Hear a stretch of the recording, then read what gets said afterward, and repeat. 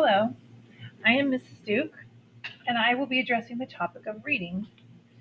There are several computer based programs and district adopted materials that we use to provide our students with a well rounded reading instruction experience. Through these programs, we provide a focus on reading comprehension that requires students to do more than simply decode words and recall facts. They are challenged through high level fiction and nonfiction texts to summarize, break down, draw inferences, recognize the author's purpose, synthesize ideas, write about, and provide evidence from the reading. One measure of a student's reading level is their Lexile Score. Your child's Lexile level will be listed on the iReady report included in your packet. This is only one measure, but it's useful as a starting point for finding books at an appropriate level. There's a link to a sheet that discusses the process of choosing a book by the Lexile, and it's embedded on the slide. As they move through the school year, a student's Lexile level will fluctuate. We, of course, hope for growth, but we know that there are many factors that can affect this number. And if your child is already reading at several grade levels above, it is very normal to see nothing changing or no growth for a while. Either way, I just want to stress again that this is merely one measure of a student's reading abilities. The district provided benchmark materials are a major focus of our language arts program. They are available online, and the students also use a paper booklet in the classroom. This program provides challenging reading material and is put together in a unit of study with one central theme. You may have seen the first booklet, Come Home, with the focus on why laws evolve over time.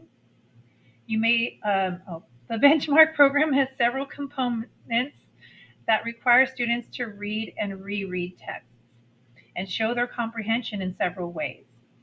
They are sometimes asked to provide a short answer or summarize, pull out a main idea or make inferences, and to write essays with evidence to prove the text. They are almost never asked to recall simple facts. There is a light blue sheet in your packet that provides an example of a proper student response to comprehension questions that is thoroughly answering all parts of that question.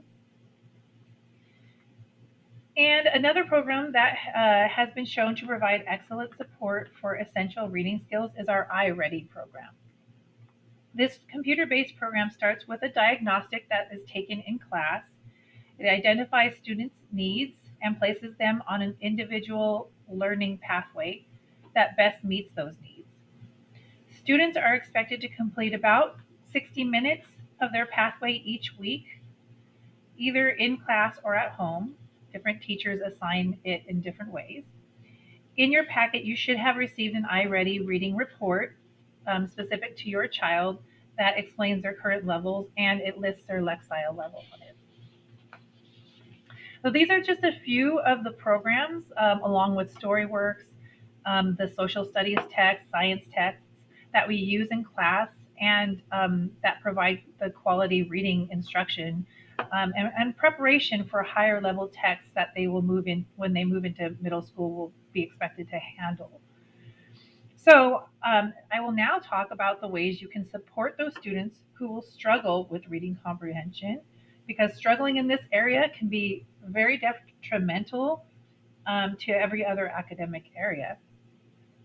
The first thing is to utilize those online materials. iReady, Benchmark, StoryWorks are all available online. Students are welcome to pre-read or reread the text that we cover in class. And because the more guided readings a student has with the text, the stronger their comprehension. So as a parent, you can pull up those readings, guide them through the reading, and when they get into class, they'll feel like a rock star because they've already had one dose of it. Another way, and the biggest way, is to help just simply read one-on-one with them. Take turns, maybe they read a chapter, you read a chapter, but having them discuss what's happening in the story with you live is so beneficial. And it just kind of doubles down as like great positive quality family time. And I want to forget, lastly, to address how you would challenge those that excel in this area. We have several students who are several levels above in reading and reading comprehension. And so one thing is that one-on-one experience is still valid. It's still great. They still love it and crave it. Um, and so for that stronger reader, you can just choose higher level texts, of course, that are at the appropriate that have the appropriate subject matter, and read those and discuss them, and they'll have meatier topics to them usually. You can challenge students to read about current events. There are several student-friendly news sources like News ELA online that are written at appropriate levels for grade school students.